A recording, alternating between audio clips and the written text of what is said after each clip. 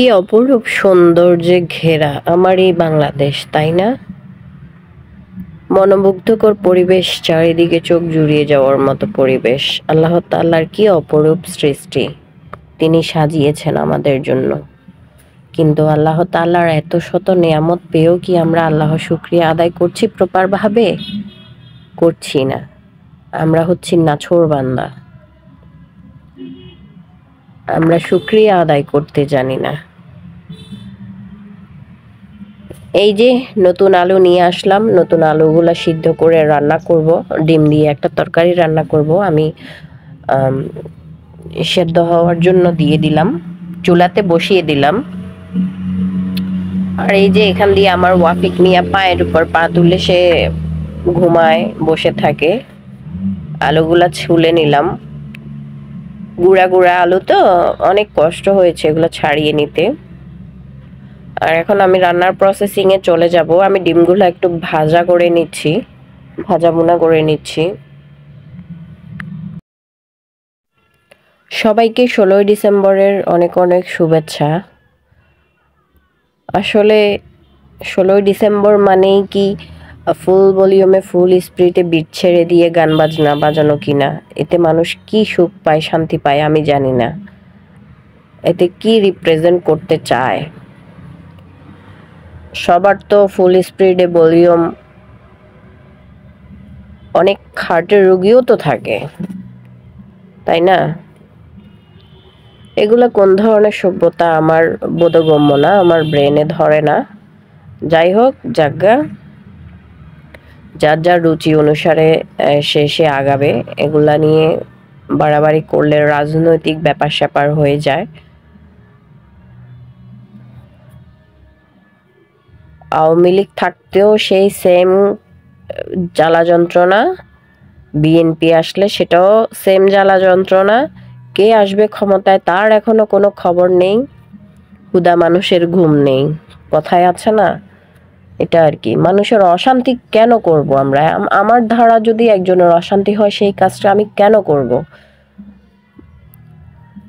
বাজাবো আমি গান বাজনা, আমার যদি দেশাত্মবোধক গান বাজনা বাজাতেই মন চায়, আমি ভলিউমটা একটু মিডিয়াম হাই করে দিয়ে আমার এরিয়াতে যাতে শোনা যায় এভাবে আমি সাউন্ড বক্স আনবো, বিট ছেড়ে দিয়ে ফুল ভলিউমে আমি গান বাজনা দিয়ে অন্যের ক্ষতি করব।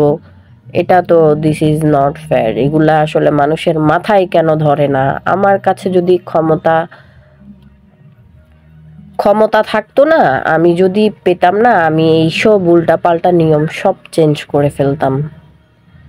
এগুলা একদম অন্যের ক্ষতি করে নিজের সুখ খোঁজার মধ্যে কিছুই নাই। অন্যজন ভালো থাকলে নিজের সুনাম, এটাই বুঝি হচ্ছে বড় কথা। আমার কাছে যদি ক্ষমতা থাকতো না, এখন আমি এইসব উল্টাপাল্টা নিয়মগুলা সবগুলা ভেঙে দিতাম। দরকার নেই এসব নিয়মের, যে নিয়ম মানুষের ক্ষতি করে। তো দেখতে দেখতে আমার আলুগুলা কষানো হয়ে গেছে, আমি ঝোল দিয়ে দিচ্ছি। এই তো গলাটা একটু বসে গিয়েছে, প্রচুর ঠান্ডা পড়ছে গ্রামে, যার কারণে গলা টলা ধরে গেছে, এই আর কি, ফাটা গলা। ঝোলটা দিয়ে দিলাম, আমি এখন ঢাকনা দিয়ে দিব। ঢাকনা দিয়ে বেশ কিছুক্ষণ জাল করে নিব। এগুলো তো এমনিতেই সিদ্ধ করা আলু, তারপরও ভিতরে রসকস তেল ঢুকার জন্য জাল করে নিব। আর এখানে আমি শিম ভর্তা করব, শিম সিদ্ধ হতে দিয়েছি, পানিগুলো সব শুকিয়ে গেলে আবার তেলে একটু হালকা ফ্রাই করে নিব, যাতে একটু হার্ড হয় ভর্তাটা। আর এই তো আমার তরকারিটা প্রায় হয়ে এসেছে।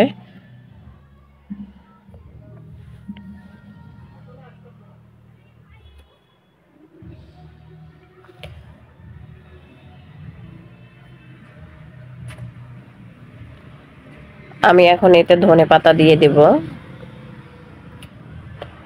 কেচি দিয়ে কেটে ধনেপাতা দিয়ে লেড়ে চেড়ে চুলাটা অফ করে দেব। আমার তরকারিটা হয়ে গেছে।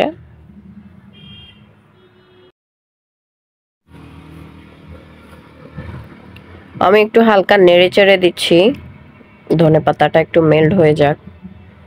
তা না হলে কাঁচা ধনেপাতা দাঁতে পড়লেও ভালো লাগে না, এই আর কি। তো একটু রাজনৈতিক দিকে কথাবার্তা বলে ফেললাম, এসব কথা বললেই তো রাজনৈতিক দিকে চলে যায়। কেউ কিছু মনে করবেন না, আমি জানি আমার ভিডিওটা অনেকেই দেখেন। আর এই তো এখানে আমি ভর্তাটা করে নিচ্ছি ম্যাজিকের মতো। আর আমার ভর্তাটা হয়ে গেছে, পাটায় পেশা ভর্তা। আপুরা, আপনাদের কারো যদি ভর্তা দেখে লোল পড়ে, এটার দায়ভার কিন্তু আমার না, আপনারা বানিয়ে খেয়ে ফেলেন। ভর্তা কিন্তু অনেক টেস্ট হয়েছে খেতে। আর এই তো আমার তরকারির ফাইনাল লুক, খুব সুন্দর একটা ঘ্রাণ এসেছে নতুন আলুর। আর এই যে দেখতে পাচ্ছেন গাছ থেকে নতুন আলু তোলা হয়েছে টসটসে নতুন আলু, খুব সুন্দর। সবগুলা কিন্তু এত সুন্দর বড় বড় হয়নি। এই যে এটা হচ্ছে আলু গাছ, যারা চিনেন না দেখে নিন। অনেকে আছেন বলবেন আলু, হোয়াট এ পটেটো, আলু কি? আর আলু দিয়ে চিপস বানিয়ে দিলে আমার বাচ্চারা খুবই পছন্দ করে। আলু তৈরি সব ধরনের সবকিছুই বাচ্চাদের বিশেষ করে বেশি পছন্দ। আমরাও ছোট থাকতে আলু ডাল ছাড়া কিছুই খেতাম না। আলুগুলো পাতলা পাতলা করে কেটে নেব চিপসের জন্য, তেলে ফ্রাই করব। আলু কম পড়ে গেছে। এই তো আলু ছুলে নিচ্ছি আবার। এখন তেলে দিয়ে দিলাম পাতলা পাতলা আলুগুলা চিপসের জন্য। আর এই তো আমাদের চিপস রেডি।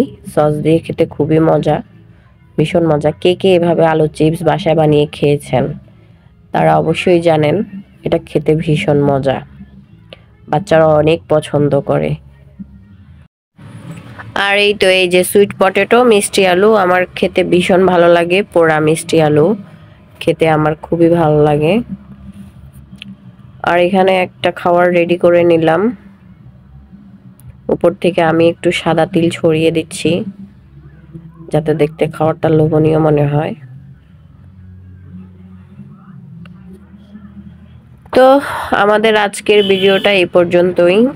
সবাই ভালো থাকবেন, সুস্থ থাকবেন, আমাদের জন্য দোয়া করবেন।